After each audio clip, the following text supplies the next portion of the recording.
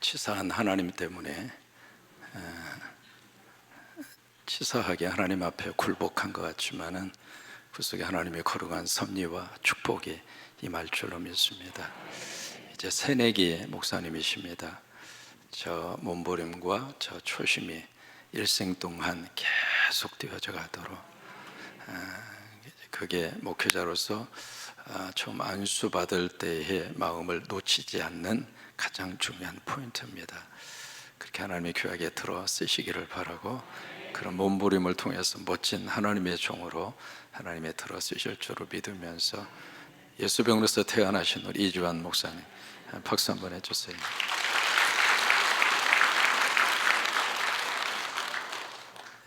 분이엘 이 미끄러운 길에 전부 다 스키 타시고 이렇게 오셔서 고맙습니다. 24분이나 오셔서 귀한 찬양 하나님 받으신 줄로 믿고, 분이엘 위해서 여러분 박수 한번 해주세요. 이 새벽에 우리 교회학교 친구들이 엄마 아빠를 따라서 같이 이렇게 나와서 새벽기도 총진구를 하고 있습니다. 교회학교 친구들만 한번 일어나 보실래요? 우리 저쪽에도 그 다음에 교회학교 친구들, 교회학교 친구들, 저기 대학생들은 앉고, 대학생들은 앉고.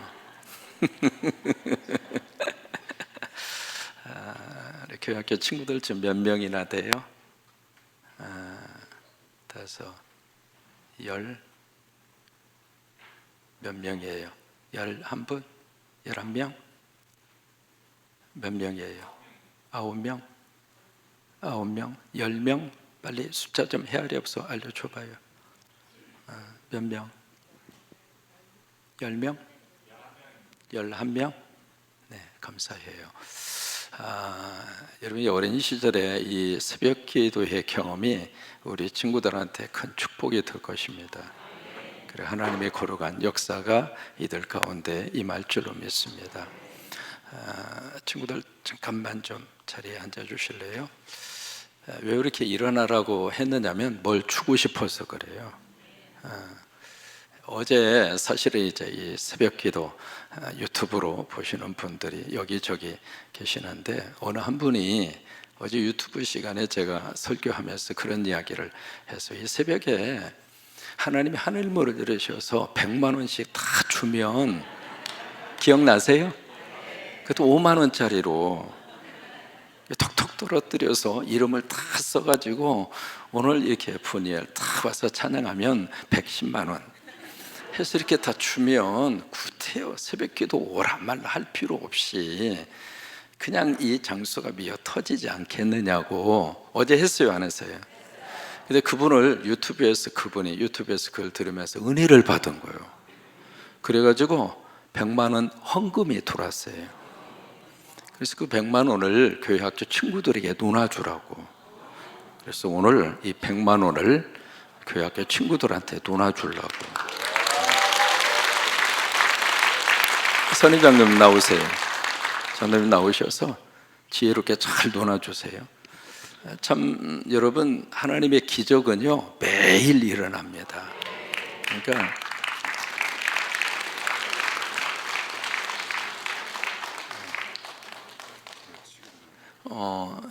제가 설교해야 되니까 장로님이 이따가 지혜롭게 우리 교회학교 친구들한테 잘 놓아주시길 바랍니다.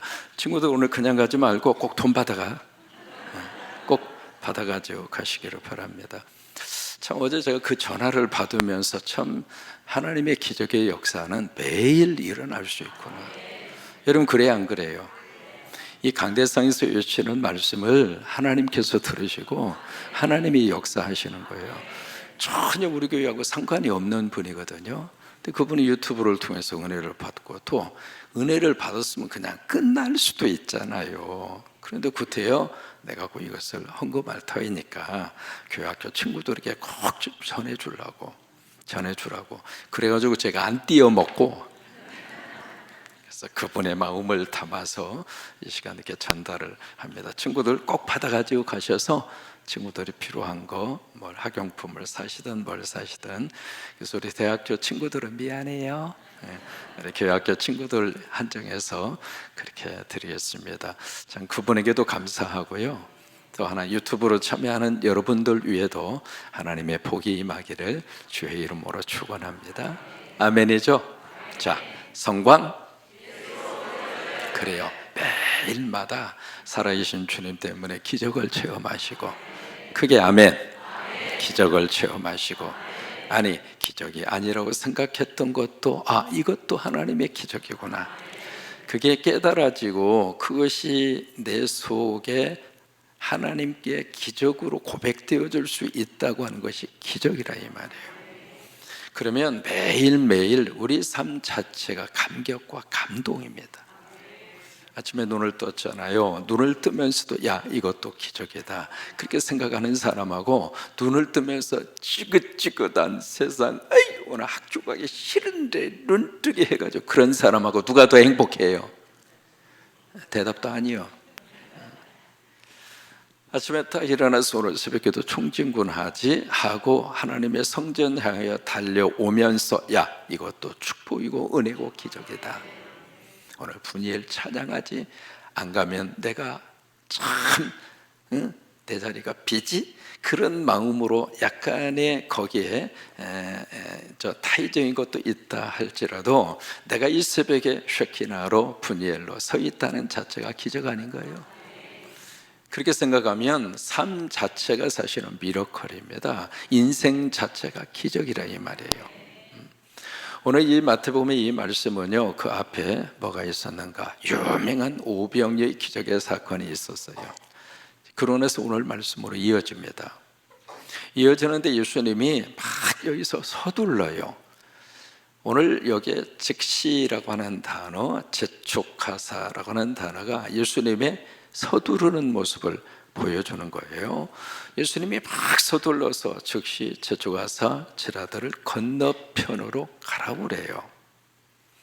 그러면서 예수님은 뭘 하시는가? 남아서 그 자리에 있었던, 현장에 있었던, 다시 말해 벳세다 들녘입니다. 제가 그 오병이 기적이 일어났던 그 들녘에 직접 가서 봤어요.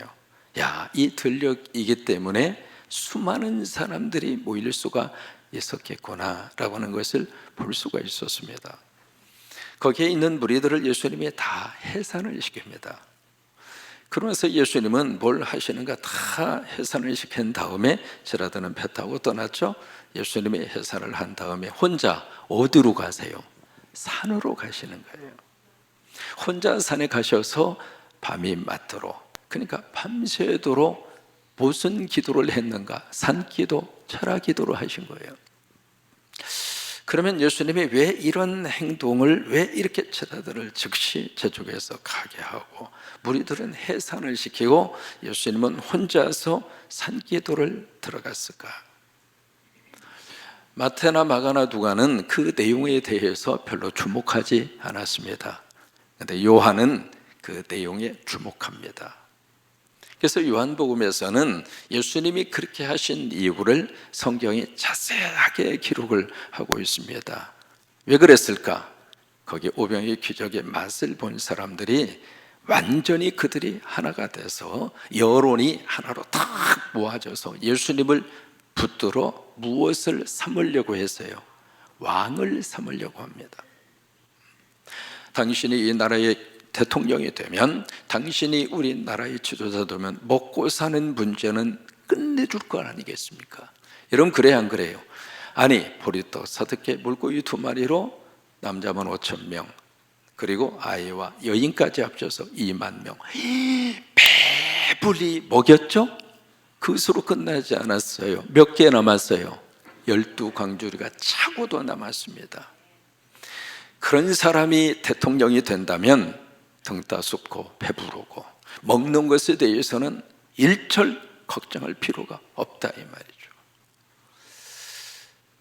그 생각과 마음이 그 당시의 무리들 속에 확 하고 들어온 겁니다. 당신이 이 나라의 지도자요, 당신이 우리나라의 대통령이요, 당신이 저 밑에 말단 성으로 들어가서 어느 한 대기업의 사장까지 올라갈 정도가 된다면, 그 마음으로 우리나라의 경제를 당신이 잘 꾸려준다면 우리나라가 경제적으로 발전하고, 그렇다면 우리도 먹고 살고 우리도 잘 살 거 아니겠습니까? 당신이 이 나라의 대통령이 되시오. 여러분, 과거나 지금이나 사람들의 모든 관심은 먹고 사는 문제예요. 그 일차적인 관심이에요. 여러분, 그게 잘못된 거예요? 아니죠, 맞죠. 그것을 나무랄 수는 없습니다. 근데 중요한 것은 예수님을 그렇게만 평가하고 있다고 하는 거예요. 예수님이 내 곁에 있으면은 먹고 사는 문제 언제든지 해결해 주실 분으로, 아니 주님이 손을 들어서 축사하고 주기만 하면 쌀이 생기고 돈이 생기고, 그냥 예수님의 이름으로 주식 투자하면 200배로 뛰고, 예수님의 이름으로 땅만 사면 그 땅이 재개발되어서 막 땅값이 올라가고, 예수님의 이름으로 아파트를 사는데 그 아파트의 프리미엄이 50억씩 올라가고, 그렇게 예수님을 생각하고 그렇게 예수님을 따르는 사람들이 있어요, 없어요? 성경에서 만나고 있는 무리들이나 오늘 교회 안에 있는 우리들이나 무슨 차이가 있을까요? 여기 예수님은 그 제자들에게 그런 인식과 사고 속에 젖어 있는 제자들을 그 자리에서 떠나게 합니다. 너희가 있을 곳은 여기가 아니다, 건너편이다. 그 건너편이 어디냐면 여기 31절 이하의 게네사렛, 그곳으로. 거기는 어떤 장소인가? 병자들이 참 많았어요. 환자들이 그렇게 많았어요. 그래서 예수님이 건너편 게네사렛에 도착했을 때 사람들이 동네마다 쫙 소문을 내서 환자들이 예수님에게 몰려와요. 그때 예수님이 그 환자들을 다 치료해 줘요. 건너편이 어느 장소인가? 예수 그리스도가 필요한 곳. 여러분, 교회의 관심은 떡과 빵이 주어지는 오병이어의 기적 현장이 아니라 게네사렛이어야 합니다. 예수가 필요한 곳, 복음이 필요한 곳, 생명이 필요한 곳, 그곳으로 가라 이 말이에요. 그리고 무리들을 다 흩은 다음에 예수님은 홀로 산기도 들어가셨어요. 질문합니다. 산기도의 시조가 누굽니까? 원조가 누굽니까? 지금부터 모든 답은 예수님이에요. 철야기도의 원조가 누굽니까? 새벽기도의 원조가 누굽니까? 따라서 하십니다. 예수님이 하셨으면 우리도 하자. 아멘입니까? 그런데 사단이 일어났습니다. 제자들이 막 바다 위로 가고 있는데 거대한 바람이 붑니다. 그 바람 때문에 파도가, 집채많은 파도가 일어납니다. 그래서 막 이 제자들이 그 파도와 바람 때문에 몹시 괴로워했다. 괴로워했다는 이야기는 고통 속에서 있었다, 그 말이에요. 너무너무 힘든 거예요. 너무 아픈 거예요. 이제 그런 상황 속에 있는데 이게 시간이 흘러 지나갑니다. 그래서 밤 사경이 됩니다. 사경이 됐다는 이야기는 새벽 3시에서 6시까지를 사경이라고 그래요. 그러면 예수님이 철야기도에 들어가셔서 밤 사경까지 예수님은 제자들이 그 바다 위에서, 배 안에서 막 노를 저으면서 고통스럽게 그 속에 있다고 하는 것을 예수님이 알고 있었을까요? 모르고 있을까요? 알고 있었죠. 근데 그때까지 예수님이 안 간 거예요. 그러면 가라고 하신 분도 예수님이고 그 배 안에서 이 바람과 파도 때문에 막 고통스러워하는 것도 알고 있을 터인데 무슨 악취미를 가지고 있는 분위기에 제자들이 그렇게 고생하는 걸 알면서도 왜 예수님이 바로 가지 않으셨을까? 여러분, 우리는 말이죠, 삶이 편안하면 모든 것들이 다 잘 되리라고 생각합니다. 그런데 맞나요? 아니에요. 사람은요, 문제를 만났을 때 거기에서 영적 근육이 생기고요, 고통을 만났을 때 사람은 성장하고 성숙해요. 여기 우리 교회학교 친구들 온실 속에서만 자라나도록 하면, 거친 세상에 가면 거친 파도와 거친 세상에서 이겨낼 수 있어요, 없어요? 없어요. 강하게 기르세요. 야성을 어느 정도 가지고 자랄 수 있도록 그렇게 하시라고요. 너무 그냥 오냐 그러지 마시라고요. 세상은 그렇게 살 수 있는 세상이 절대로 아니에요. 아이들이 만약에 밥상을 딱 차려줬는데 떠먹더니 안 먹어! 그러면 치워버려. 그거 그냥 밥 떠가지고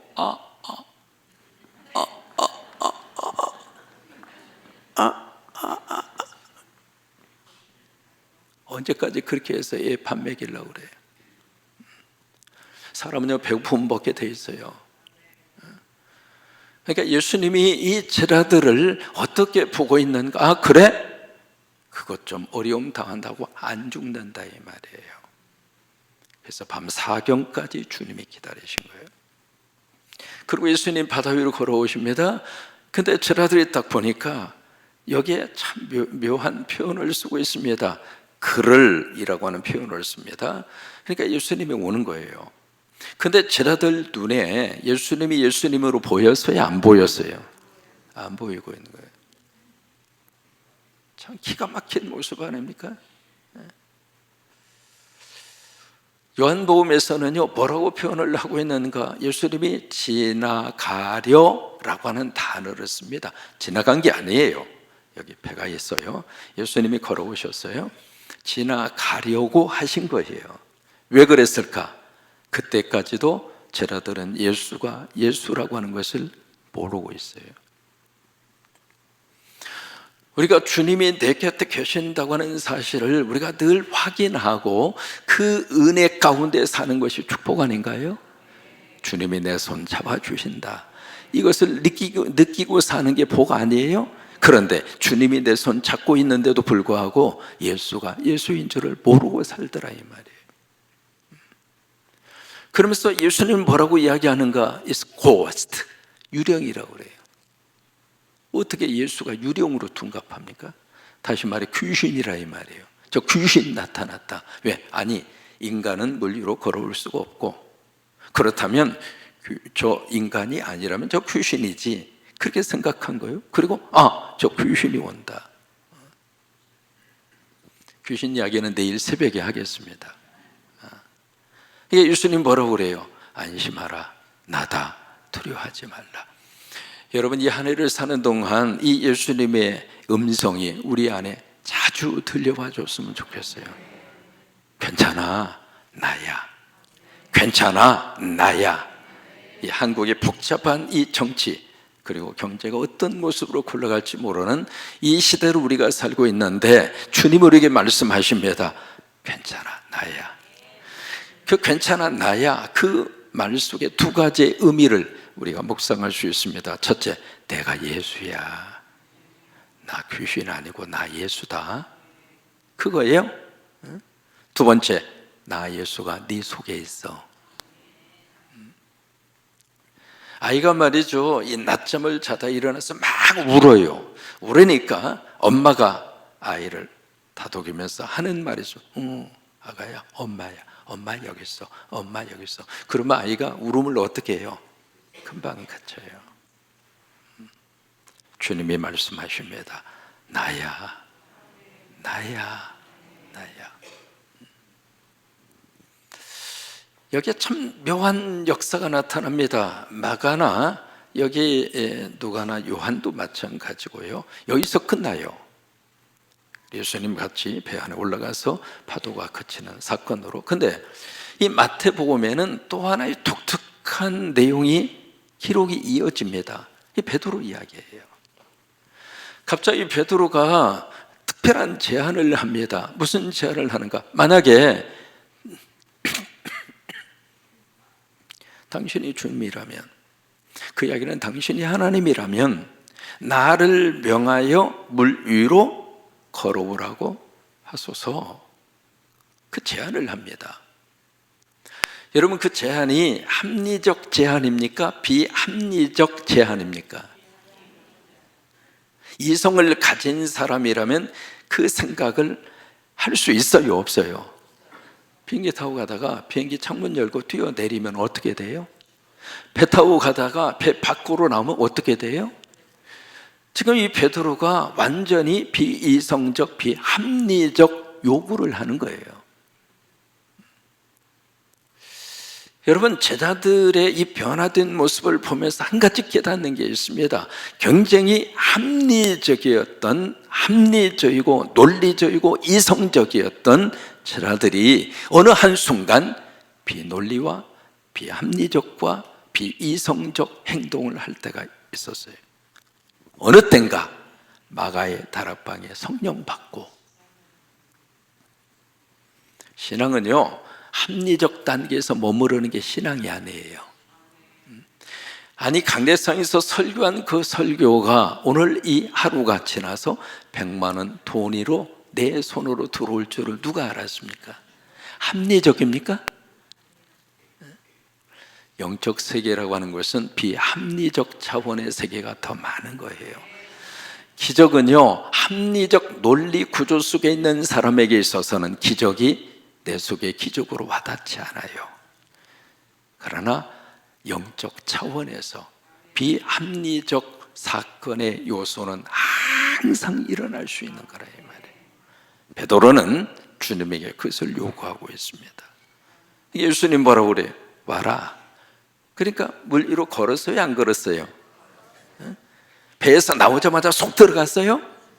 걸었잖아요. 얼마나 걸었는지는 모르지만 한참을 걷다가 이제 뭘 봤어요? 바람을 봤어요. 예수님을 보던 시선에서 바람을 보는 시선으로 바꿔져 버린 거예요.